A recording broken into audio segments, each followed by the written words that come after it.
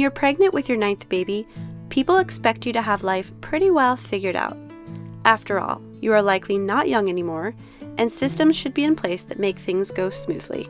I have especially felt that pressure because, well, I teach productivity and organization on the internet. So as my life and home seemed to crumble all around me these past few months, I not only felt like a failure, but like a fake. I became overwhelmed and could feel my mental health beginning to spiral. My to-do list was impossibly long, and every day that went by, it got longer, not shorter. I felt like I was trying my hardest to get ahead, yet continuing to fall behind in all areas of my life. The weeks would start out with these big promises to myself that this was going to be the week that I get caught up. And then daily life would once again be all-consuming, and I'd end the week simply saying, next week. I'll get caught up next week. And it was like an unbreakable cycle. To explain how I got in this position, I want to say that it wasn't the pregnancy itself. This pregnancy has actually gone amazingly well. Unfortunately, it was a combination of our whole family being hit hard with sickness, where I was in bed fevering for quite a long time, a toddler with some health issues that keeps both of us up all night most nights, including when I was sick, severe sleep deprivation from that, and then being very anemic on top of that, which, if you don't know, is very low iron, which is something I've really struggled with my last few babies. And anemia makes you feel very tired, so needless to say, I was struggling. What happened, though, was a cascade of effects from that. I laid around rocking sick babies and trying to recover myself, which meant our systems and schedules were not being followed, and I became very sedentary.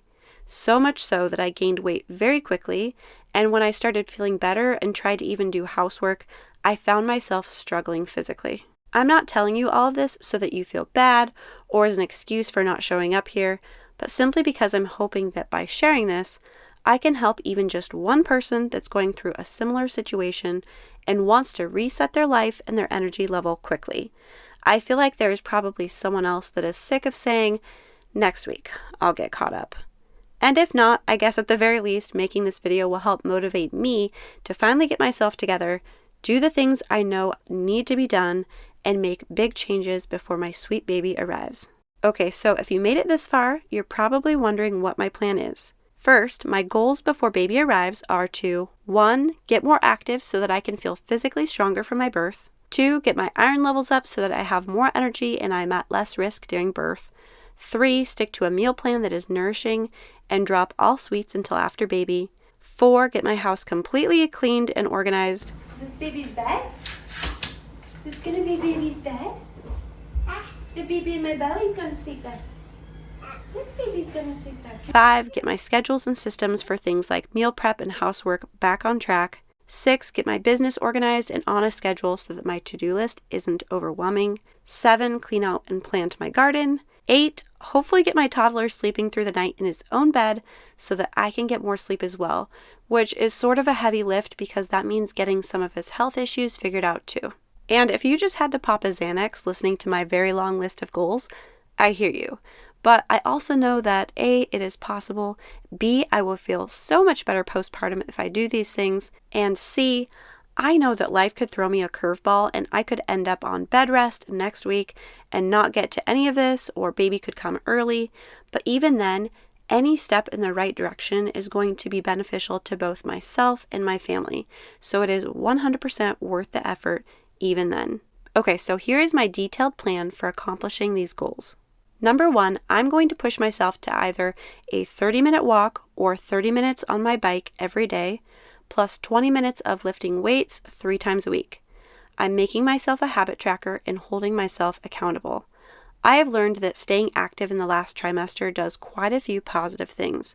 It helps me be physically up to labor, increases my energy level, helps baby get in a good position for birth, keeps my blood pressure and glucose levels in check, and improves my mental health as well. My mind is kept on getting things done to prep for life with a newborn and the excitement of a new baby. On the flip side, if I lie around too much, the weeks go by slow and I become more focused on everything that can go wrong. Number 2, I'm going to start taking 2 different forms of iron, along with some natural vitamin C, liver capsules, chlorophyll, and a new prenatal powder I just discovered from a company called Needed. There are a few reasons that I'm super excited about this prenatal vitamin that I found. So when Needed, the company that makes it, agreed to sponsor this video, I was thrilled. I know that a big part of the reason I got hit so hard with sickness these past few months was because I was not consistently taking a prenatal vitamin. I've been through this before, and I know that my body just really needs the extra nutrients when I'm pregnant, but I couldn't convince myself to take it. I was taking a liquid prenatal at the time because I can't swallow pills, and it would just make me feel super gaggy. So it was hard to convince myself to take it in the first place, and then sometimes I would completely forget. I thought that because I couldn't swallow pills, that liquid was my only option. I did not realize that there was a powdered version, and I'm so excited about this because it can go right in my morning smoothie. You can't taste it, and I know that I'm getting all the nutrients that I need. It's also super easy to remember because of habit stacking, where I'm already drinking my morning smoothie every morning for breakfast, so it's very easy to just have this with my smoothie ingredients, add it in, and it never gets forgot. Also, I've been doing a deep dive into mineral deficiency lately and how that affects the body, and I was super disappointed to find out that my previous prenatal did not contain copper or selenium. I've also been super anemic over the past few months, and I just found out that copper is necessary for iron metabolism and transport. So I think that it is really important that a prenatal has that copper so that you can make sure that that deficiency is not the reason that you are anemic, because that is such a big problem for so many pregnant women. My previous prenatal also didn't contain potassium, which is a really big deal for me because I am always deficient in potassium. I know that potassium is one of the things that your body becomes deficient in right off the bat when you get sick or your body is going through some sort of stress. I've actually been hospitalized for it to get an IV drip of potassium, so I've been down that road. I know how important it is. So that is really neat that that is something that is contained in this prenatal as well. I've also added Needed's collagen protein powder to my smoothie routine, and I love that it has a completely neutral taste. I can't even tell it's in there, and I know it's safe to take because it is pure hydrolyzed bovine collagen and nothing else. Needed's products are also third-party tested for nutritional content, pesticides, herbicides, heavy metals, microbes, and other contaminants. I am so thrilled to finally have found a powdered prenatal vitamin that I love and a collagen protein powder that can go right in my morning smoothie. Needed is currently having their Mother's Day sale, which is one of their biggest sales of the year. Click my link below to get an additional 25% off. Auto-applied at checkout if you purchase a subscription now through May 18th, or use my code FROMSCRATCHFARMHOUSE for 20% off your purchase at any time. Number 3, I'm going to start following a very specific meal plan of a high-protein smoothie in the morning, a high-protein salad for lunch, and a simple dinner of protein and veggies. I'm going to try to meet the guidelines of the Brewer's diet, which is a pregnancy diet that has really helped me in the past. If you're pregnant or plan to be, I highly suggest you look it up. And I'm cutting myself off from all extra sweets until after baby is here and we're both thriving.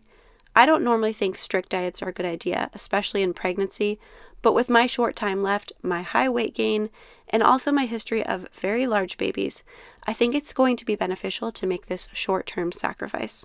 Number 4, to get my house completely decluttered and clean, I'm setting aside every Saturday from here until baby to be my house overhaul days. I have a checklist of rooms I'm going to work through. Weekdays will be focused on getting systems and schedules in place and keeping whatever progress I make on Saturdays from going backwards. I also plan to divide and conquer, so basically asking my family to step it up and help out more.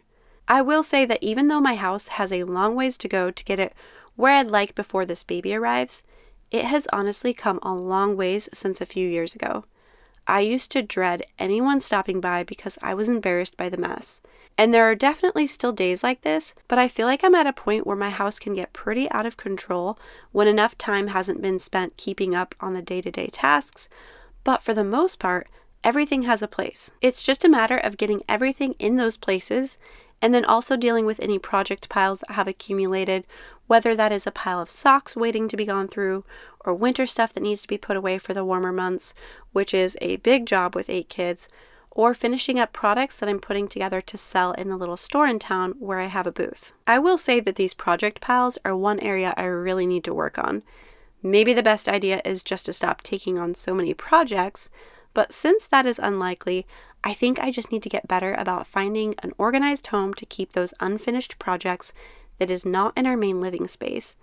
And also try to finish one project before I start another. Get those winter coats tucked away before pulling out stuff for the store, instead of trying to bounce back and forth and getting neither completely done in a day, and then having to trip over it until I can find the time of day to get back and finish those projects. I have mentioned previously on this channel how I've been working towards minimalism. I know this word means different things to different people, but for me it simply means not owning anything that doesn't have a place and a purpose.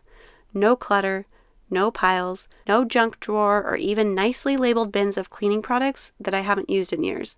And for me, it also means that each room has a manageable amount of stuff so that a room couldn't possibly get messy enough that I couldn't clean it up in 5 minutes. I'm definitely not there in several rooms of my house, but I will say that the main areas of our home are like this, and it is so nice to be able to tell the kids, okay, let's do a quick clean, and then go from bombed to perfectly picked up and put away in minutes. I feel like I have so much to say on this journey towards minimalism with a large family, so I'm going to do a video soon sharing more on our progress and some tips I have learned along the way.